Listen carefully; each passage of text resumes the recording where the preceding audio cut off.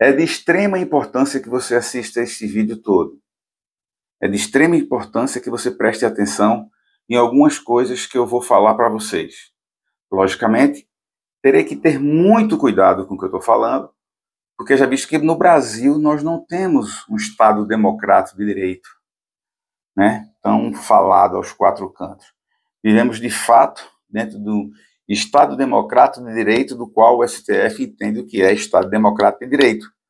Numa linguagem mais popular, uma linguagem mais, vamos dizer assim, universal, vivemos dentro de um estado de exceção, porque hoje no Brasil, que é um país que na sua Constituição diz que tem três poderes, legislativo, executivo e judiciário, e os três têm que viver em harmonia, nós temos hoje o poder legislativo, executivo e judiciário, e temos um poder maior, que é o STF e seus ministros, que se auto-intitularam, se autodeclararam como quem vai normatizar, regularizar, regulamentar, mandar prender quem quer que eles queiram. Eles. Logicamente, todos nós sabemos, quem, ao mínimo, teve o trabalho de ler a Constituição e saber qual é a função do STF.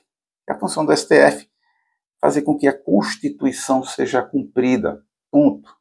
Não cabe ao STF fazer leis, criar leis. Cabe ao STF fazer com que as leis que foram criadas pelo Poder Legislativo, que é a sua função, sejam cumpridas. De alguns anos para cá, aconteceu que o STF se tornou o grande protagonista, né, do controle do Brasil.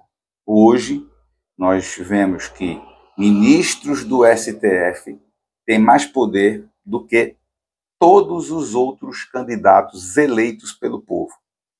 Repito, um ministro do STF, um apenas, vou dar um exemplo claro, o ministro Fachin, com uma canetada, ele entendeu que Curitiba não é Brasil e que Lula não deveria ser julgado por Curitiba no processo que mobilizou bilhões de reais, milhares de denúncias, advogados, juízes, desembargadores, condenações, centenas de pessoas presas, bilhões de dólares devolvidos de roubo, sob um comando cleptocrático de Luiz Inácio Lula da Silva. Ele, numa canetada, ele simplesmente anulou tudo. Ou seja, o ministro Fachin conseguiu, numa canetada, desmoralizar, todo o poder judiciário, mostrando que ele, por si só, tem mais força do que todos os juízes, desembargadores e ministros de outros poderes do Brasil. Mas voltando aos que eu quero enfatizar aqui, e que parte em cima de uma narrativa que está sendo de uma forma orquestrada, dita pela grande esquerda do Brasil, falando de golpe, golpe, para a esquerda tudo é golpe. E eu venho aqui dizer para vocês que foi sacramentado o golpe. O golpe está agora institucionalizado. O ministro Gilmar Mendes, no vídeo que eu vou postar aqui para vocês, deixa claro que, 2 pontos, não vai aceitar nenhuma mudança na lei feita pelo Legislativo. Ou seja, o STF não vai admitir, porque eles não são covardes, parece até que eles estão numa luta, essa competição que esses togados se sentem, talvez isso seja algum problema de cunho emocional, traumas de infância, mas eles se sentem numa eterna competição. Há uma necessidade constante desses ministros de mostrarem que eles têm poder, que eles podem e vão fazer acontecer. Interessante, entre aspas, que o próprio ministro Gilmar Mendes falava tanto da Lava Jato, e que era um absurdo, e agora, nesse mesmo vídeo que vocês vão ver, ele desconstrói na Lava Jato, falando, né, Curitiba. Mas voltando àquela questão que eu estou dizendo para vocês, é que o STF, no discurso do ministro Gilmar Mendes, no linguajar voltado para o seu meio, querendo falar palavras de passar vaselina, ele diz claramente que não vai aceitar a PEC que proíbe decisões monocráticas por parte de ministros do Supremo Tribunal Federal. Bem, gente, vamos lá. É importante que vocês assistam o vídeo depois, mas é importante a gente ver o quê? Lembrando que cabe ao Legislativo redigir as leis. E cabe ao Judiciário fazê-las ser cumpridas. Vocês vejam só o que acontece no Brasil hoje. Falando sobre Bolsonaro, né? O estado de sítio é constitucional. Se um presidente declara estado de sítio, ele não está dando nenhum golpe, apesar de Bolsonaro não ter feito isso.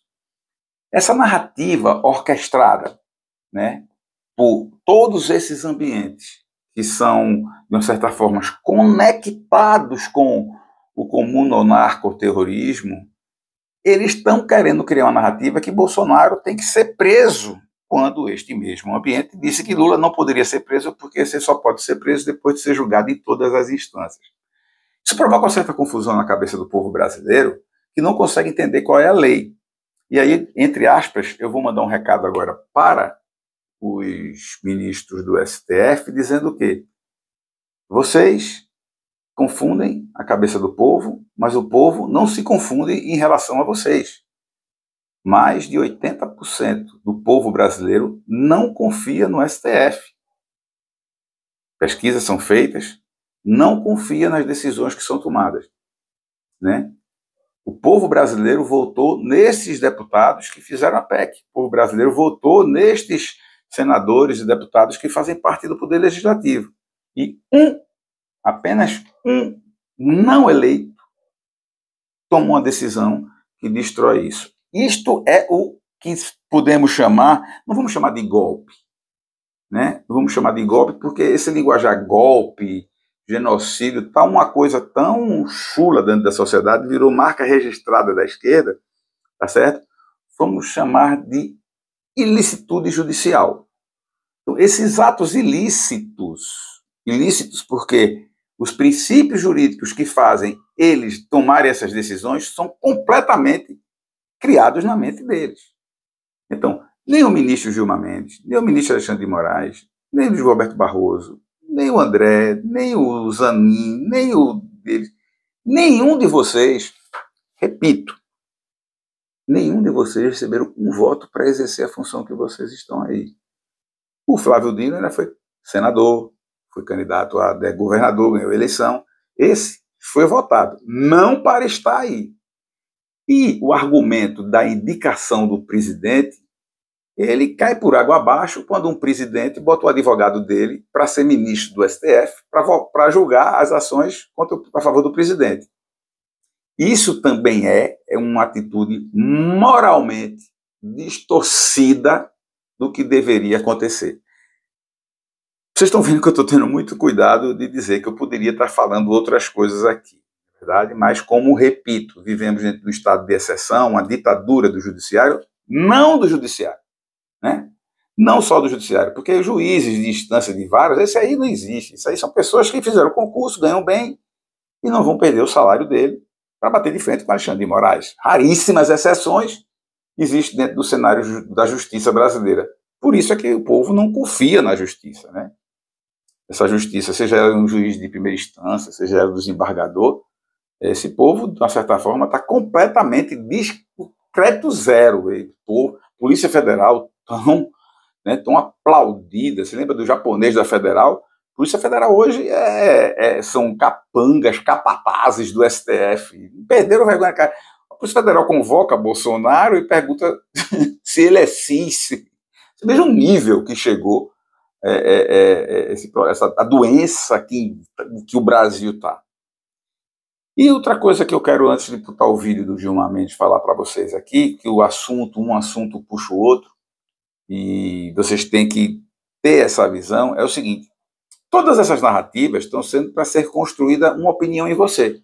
Eu vou dar um maior exemplo dessa doença da sociedade brasileira, das pessoas que estão vendo muito esses canais de comunicação. Essa semana, Gleisi Hoffmann, a amante da lista da Odebrecht, que estava envolvida até o grogomilho né, com os escândalos de corrupção, né, a amante, e o apelido dela na lista ela era amante, não sei.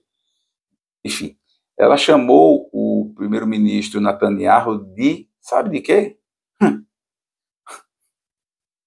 É impressionante, essa mulher é presidente do PT, a mídia de fascista. Veja só, você veja o nível intelectual, né, porque ela não sabe o que é fascismo.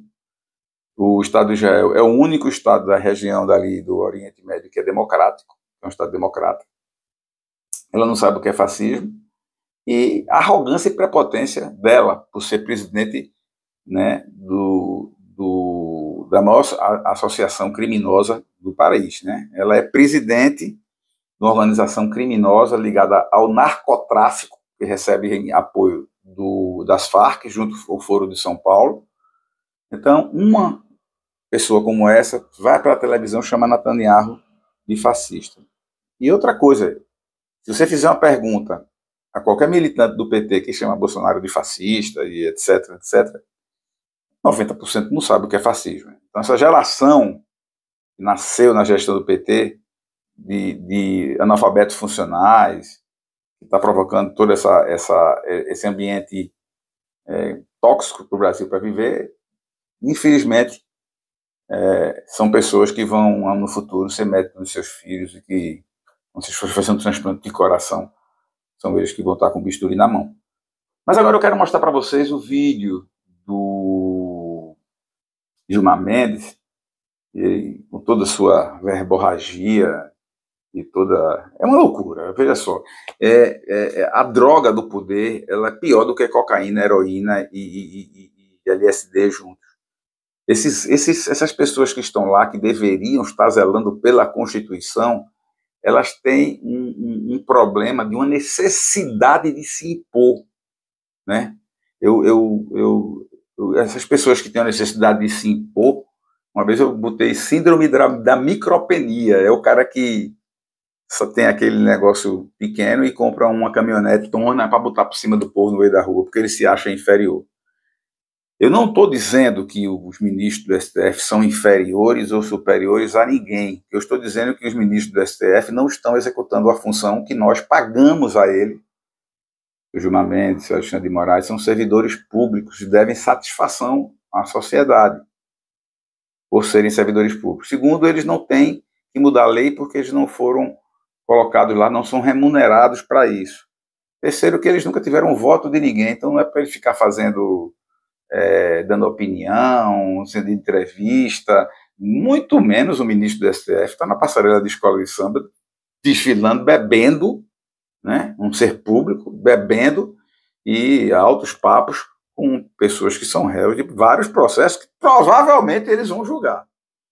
Então, o STF é sim o responsável por essa baderna generalizada, por essa descredibilidade da justiça brasileira e por essa inversão de poderes. Pena que, depois do vídeo do Gilmar Mendes, eu vou concluir somente com uma opinião do que eu acho. Todo mundo tem direito a opinar, é a opinião que eu acho. Mas veja agora o vídeo e depois a gente volta a conversar sobre o que ele falou. Na história das sociedades políticas, qualquer registro de um povo que, despojado de um judiciário independente, tenha conseguido preservar os seus direitos e conservar a sua própria liberdade. O fato é que este Supremo Tribunal Federal, sempre atento às suas responsabilidades institucionais e ao contexto que o cerca, está preparado, não tenho a menor dúvida, para enfrentar, uma vez mais, e caso necessário, as investidas desmedidas e inconstitucionais, agora, eventualmente, provenientes do Poder Legislativo.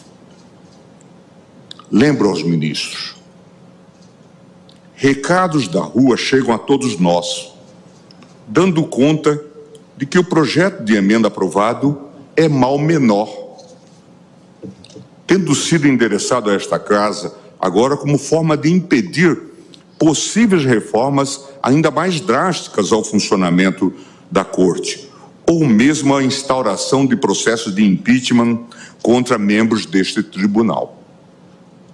No particular, senhor presidente, é preciso altivez para rechaçar esse tipo de ameaça de maneira muito clara.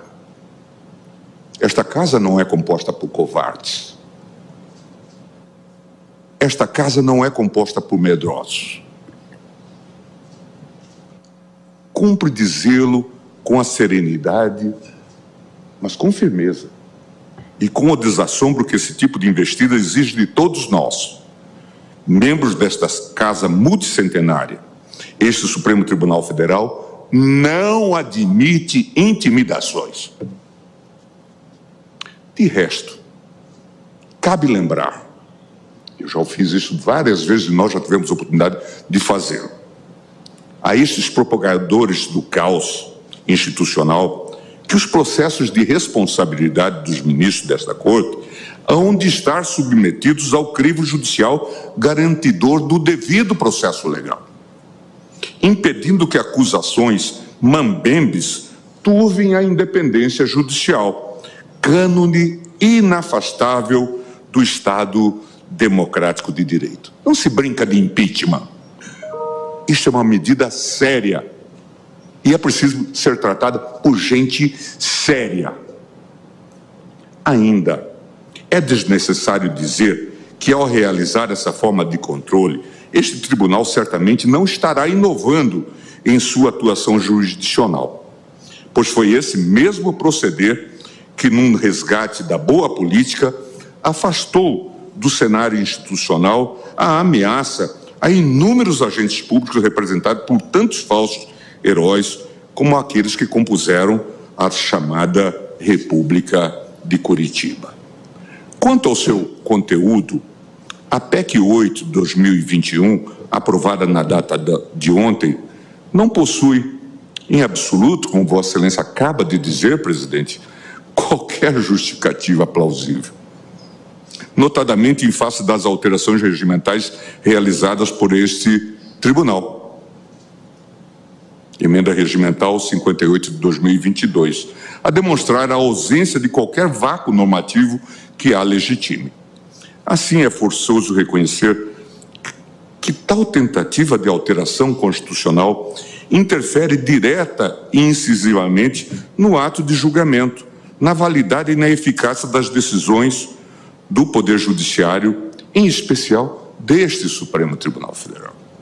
Com o devido respeito, chega a ser curioso, quiçá irônico, que após os bons serviços prestados por esta Suprema Corte no decorrer dos últimos anos, diria, anos heróicos, difíceis. Vejo aqui ao meu lado o ministro Toffoli, que teve a clarividência de instaurar o inquérito inicialmente chamado das fake news em 2019. Vejo à minha frente o ministro Alexandre de Moraes, que aceitou o encargo de conduzir esse inquérito e que serviu de elemento de contenção para o arbítrio que se desenhava. Como todos nós sabemos e havemos de reconhecer. Então, vocês viram, eles não, já está claro, tá? Quem manda no Brasil é o STF, quem manda no Legislativo é o STF, quem manda no Executivo é no STF, quem manda no Judiciário é o STF, e eles são realmente, agora, assumidamente, os donos do Brasil. Agora, tem um culpado isso. E agora eu quero chamar você. O culpado é o povo brasileiro. Sabe por quê? Porque nós elegemos deputados federais e senadores. Sua grande maioria são pessoas venais, são mau caráter, são bandidos. Tá entendendo? Eu estou dizendo a você aqui que a culpa é sua. Sabe por quê? Você vê um senador desses, um canalha desses, no meio da rua, e você cumprimenta.